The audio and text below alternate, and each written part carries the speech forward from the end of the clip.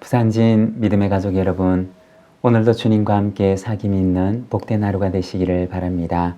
오늘 말씀은 마태복음 10장 1절에서 15절입니다. 예수께서 그의 12제자를 부르사 더러운 귀신을 쫓아내며 모든 병과 모든 약한 것을 고치는 권능을 주시니라. 12사도의 이름은 이러하니 베드로라는 시몬을 비롯하여 그의 형제 안드레와 세베대 아들 야고보와 그의 형제 요한, 빌립과 바돌로메, 도마와 세리마테, 알페오의 아들 야고보와 다데오, 가나나인 시몬 및 가룟 유다 곧 예수를 판자라. 예수께서 이 12를 보내시며 명하여 이르시되 이방인의 길로도 가지 말고 사마리아인의 고을에도 들어가지 말고 오히려 이스라엘 집에 잃어버린 양에게로 가라. 가면서 전파하여 말하되 천국이 가까이 왔다 하고 병든 자를 고치며 죽은 자를 살리며 나병 환자를 깨끗하게 하며 귀신을 쫓아내되 너희가 거저받았으니 거저주라. 너희 전대 금이나 은이나 동을 가지지 말고 여행을 위하여 배낭이나 두벌 옷이나 신이나 지팡이를 가지지 말라. 이는 일꾼이 자기의 먹을 것 받는 것이 마땅함이라. 어떤 성이나 마을에 들어가든지 그 중에 합당한 자를 찾아내어 너희가 떠나기까지 거기서 머물라. 또 그 집에 들어가면서 평안하기를 빌라. 그 집이 이에 합당하면 너희 빈 평안이 거기 임할 것이요 만일 합당하지 아니하면 그 평안이 너희에게로 돌아올 것이니라. 누구든지 너희를 영접하지도 아니하고 너희 말을 듣지도 아니하거든 그 집이나 성에서 나가 너희 발에 먼지를 떨어버리라. 내가 진실로 너희에게 이르노니 심판날에 소돔과 고모라 땅이 그 성보다 견디기 쉬우리라. 아멘. 오늘 우리가 읽은 말씀에서는 12제자를 부르시고 그들을 보내시는 모습을 보여줍니다. 1절 말씀입니다. 예수께서 그의 12제자를 부르사 더러운 귀신을 쫓아내며 모든 병과 모든 약한 것을 고치는 권능을 주시니라. 예수님께서 제자들을 부르시고 그들에게 권능을 주시는 모습을 보여줍니다. 이전까지만 해도 제자들은 하나님 나라가 이루어지는 것을 목격했던 목격자였지만 그러나 이제는 하나님의 나라가 그들 자신을 통해서 실현되는 것을 경험하는 사역자들이 되어서 보냄을 받게 됩니다. 7절과 8절입니다. 가면서 전파하여 말하되 천국이 가까이 왔다 하고 병든 자를 고치며 죽은 자를 살리며 나병 환자를 깨끗하게 하며 귀신을 쫓아내되 너희가 거저받았으니 거저주라. 예수님께서는 그들에게 그들이 전해야 할 메시지, 그들이 전해야 할 사역, 그리고 그들을 향한 당부의 말씀을 전하십니다. 8절에 보면 너희가 거저받았으니 거저주라고 말씀을 하십니다. 여기서 거저라고 하는 말은 헬라어로 된 원어 성경을 보게 되면 값없이라고 하는 의미를 지닌 말입니다. 그리고 이 말의 명사형은 선물이라고 하는 뜻을 가진 말입니다. 즉, 그들이 값없이 선물로 받은 것이니 너희도 선물처럼 값없이 주라고 하시는 말씀인 것입니다. 여러분, 우리가 하나님께로부터 받은 것, 하나님께로부터 받은 은혜는 이 선물의 성격을 지니고 있습니다. 은혜라고 하는 말 속에는 세 가지 의미가 담겨 있는데 자격이 없는 자에게 거저 베풀어 주신 좋은 것이라는 의미입니다. 우리가 하나님께로부터 받은 것이 바로 이와 같은 것입니다. 자격이 없지만 거저 우리에게 너무나 좋은 것을 선물로 주셨다는 것입니다. 그런데 바로 이 은혜가 우리를 변화시킵니다.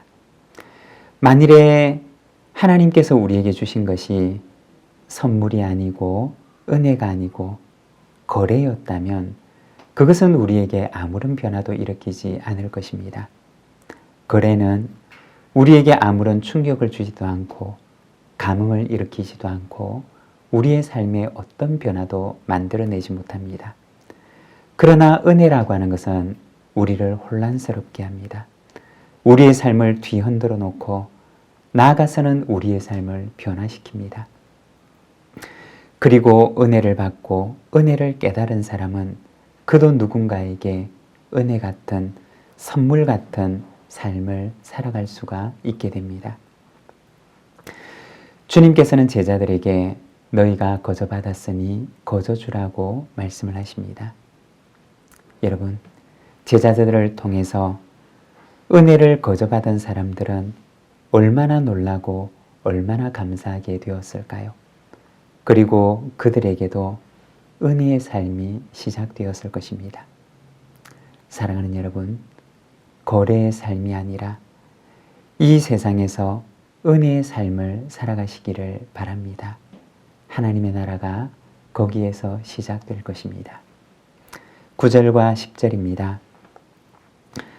너희 전대 금이나 은이나 동을 가지지 말고 여행을 위하여 배낭이나 두버롯이나 신이나 지팡이를 가지지 말라. 이는 일꾼이 자기의 먹을 것 받는 것이 마땅함이라. 주님께서는 제자들을 보내시면서 배낭도 여벌의 옷도 신발도 지팡이도 가지지 말라고 말씀을 하십니다. 이어서 일꾼이 자기의 먹을 것을 받는 것이 마땅하다고 하십니다. 하나님께서 일꾼의 삶을 전적으로 책임지실 것임을 말씀하십니다. 하나님의 전적인 돌보심을 말하는 것입니다. 그런데 성경에 보면 하나님의 전적인 돌보심이 기적과 같은 방법으로 일어나기도 합니다.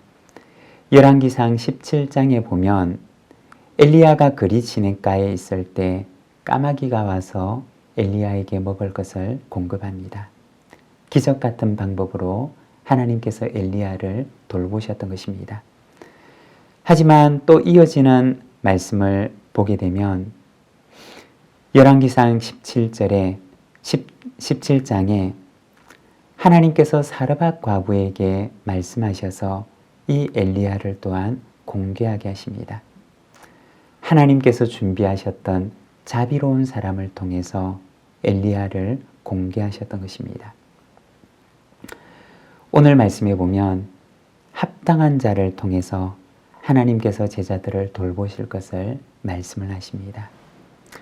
요한 3서에 보면 사도 요한이 가이오에게 편지를 쓰는데 그가 복음을 전하는 자들을